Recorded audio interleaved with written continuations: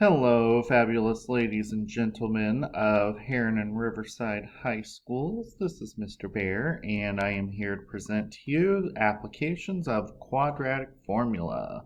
So basically, all we've done since we've come back from spring break is use this illustrious formula. And now, today what we're going to do is we're going to look at how we can use this formula to solve real-life problems.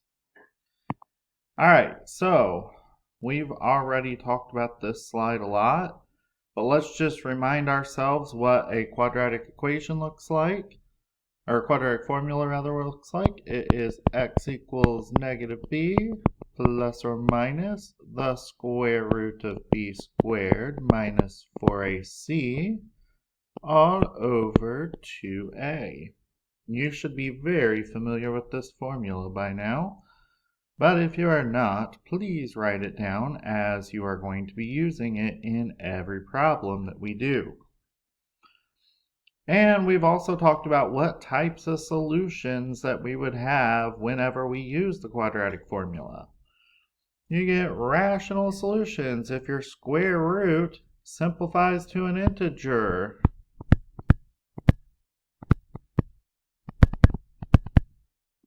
Such as, if I had square root of 36, we know that gives us plus or minus 6. So there would be no square root anymore. We'd have rational solutions then. Alrighty, if we have irrational solutions, that means square root, the square root does not go away. But it's still a positive number. I should have mentioned that this is a positive number in the first one too. So for example, if I had like square root of 20, well, if we break down that 20, we get a pair of 2's from it, so it'd be plus or minus 2 radical 5. There's still a radical that we have to deal with.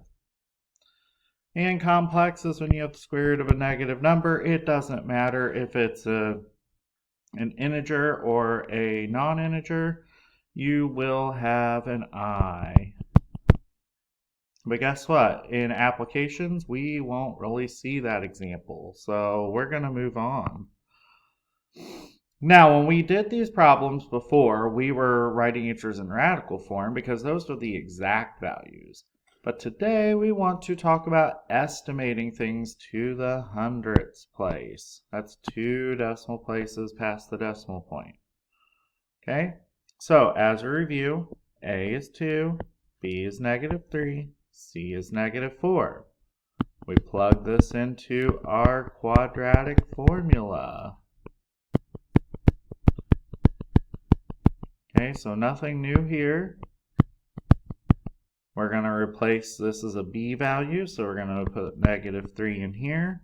This is also a b value, so negative 3 goes here. This needs to be our a value. And the one down here is also our a value. And this needs to be our c value. Okay, so we now have our quadratic formula plugged in. We're going to simplify. I have a double negative, so that becomes positive. Through negative 3 squared, no matter what number this is, when you square it, you get positive. And I have 1 negative, 2 negatives there. So that gives me a positive. 4 times 2 times 4, let's see, 4 times 2 is 8, 8 times 4 is 32. And when I add 9 plus 32, I get square root of 41. Well, this would have been where we stopped if we were dealing with finding exact answers, but we want to round these to 2 decimal places because in a real-life context, you wouldn't necessarily use this notation to describe an answer. So, let's see, square root of 41, if I go to my calculator, square root of 41, some of you may have a calculator where you have to type a decimal point after you type in your 41, so it gives you a decimal version. I get about 6.40. Actually, it was like 6.4031 ... This 3 tells us that 0 does not change. because remember, we only round up when this number is 5 or more, unless otherwise told. So what I'm going to do is rewrite this as 3 plus or minus 6.40 divided by 4.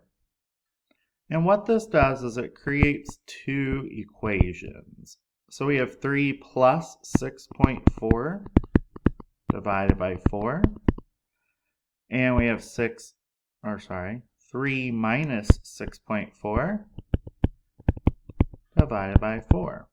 So we're going to calculate both of those out. So starting with the first one, we have 3 plus 6.4, which is 9.4. Divide that by 4.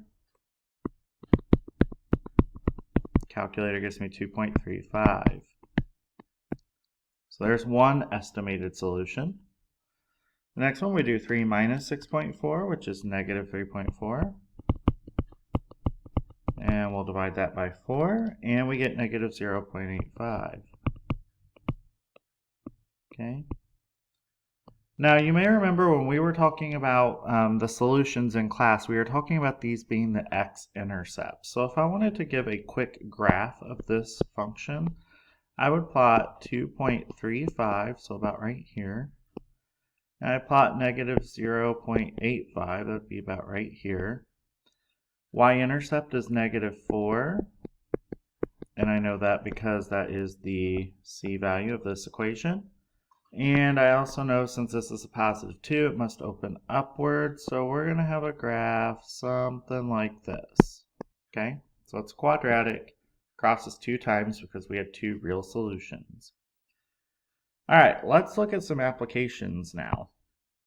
Well, actually, before that, let's try using, I'm not going to do this first one, let's try doing the second one here. Using the quadratic formula, let's see if we could solve this out.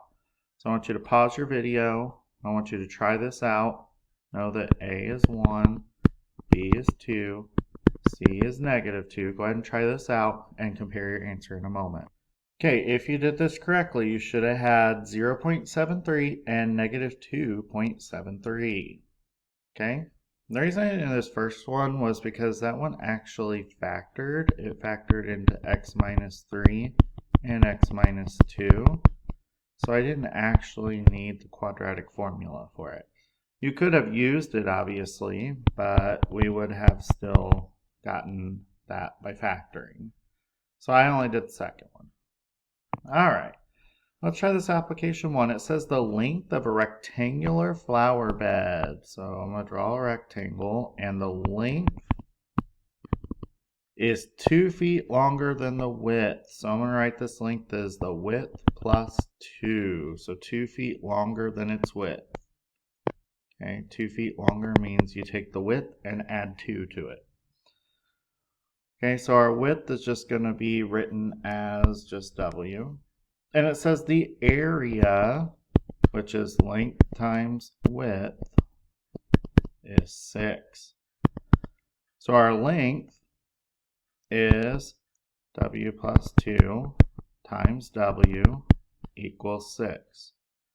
So we'd have W squared plus 2W equals 6.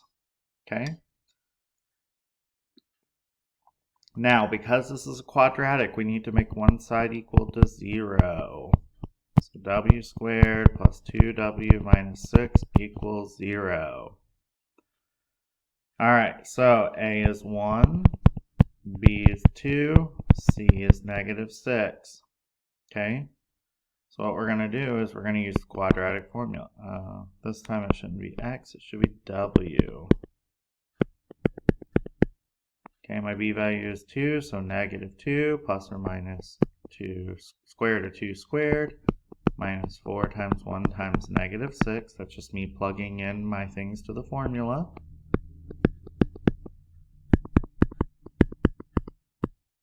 Two squared is 4, 2 negatives here, so 4 times 6 is 24.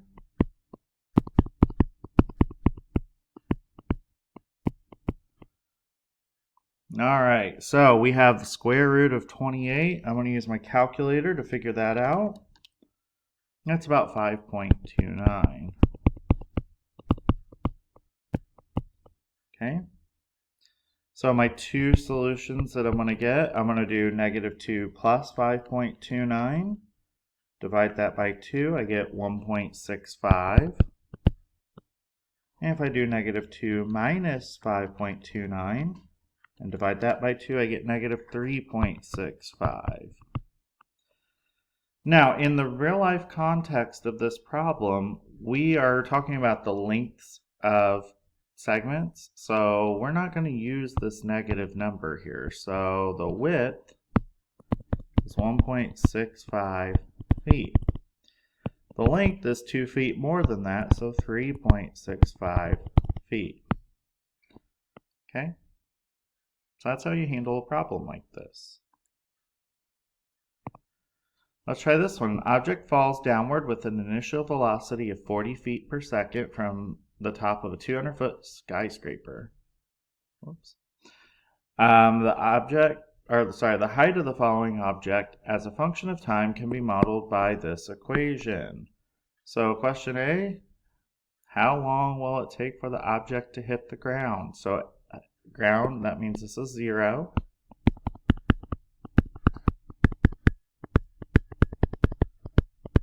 Okay. Now these numbers are going to be really ugly, but guess what? I can divide all of them by -16 to make life a little easier for us. 0 equals t squared minus 2.5t minus 12.5. Now I know you might be thinking, Mr. Bear, those are decimals right there. We can't do this with decimals. I say to that, yes you can. Alright, so looking here, A is 1, B is -2.5, and C is -12.5. This will just allow us to use smaller numbers. Okay?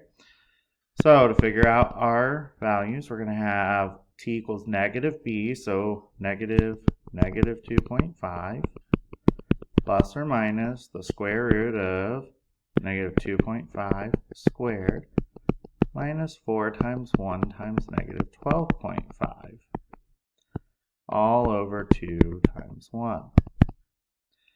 Alright, looking here, I get this part becomes positive 2.5. I'm just going to let the calculator do the hard work inside the parentheses. I'm going to take my -2.5 squared minus 4 times 1 times -12.5. And I end up getting the square root of 56.25. Now, using my calculator, the square root of 56.25 is 7.5. And that was exactly what it was. So this was a nice problem. 2.5 plus 7.5 gives me 10. Divide that by 2 and I get 5. If I take 2.5 minus 7.5, I'm going to get an answer of -2.5. Now, since it says how long will it take for the object to hit the ground, it doesn't make sense to have a negative answer. So it'll take 5 seconds for the object to hit the ground. Okay? Now, why would somebody need to know this? Well, if an object were falling from a skyscraper and somebody was underneath, they would have 5 seconds in order to get out of the way before they're hit with this object. So you just got to be careful. Problem, I want you to try this on your own. It says bunny rabbit population on an island is given by the function below, where t is time in months since they began observing the rabbits. So when will the population disappear from the island? So in other words, when is the population equal to 0? Okay, so A is -0.4, B is 130, C is 1200. Okay, so to do this, we're going to plug in our quadratic formula. Go ahead and try that out. All right, go ahead and try some problems on your own. Have a wonderful day.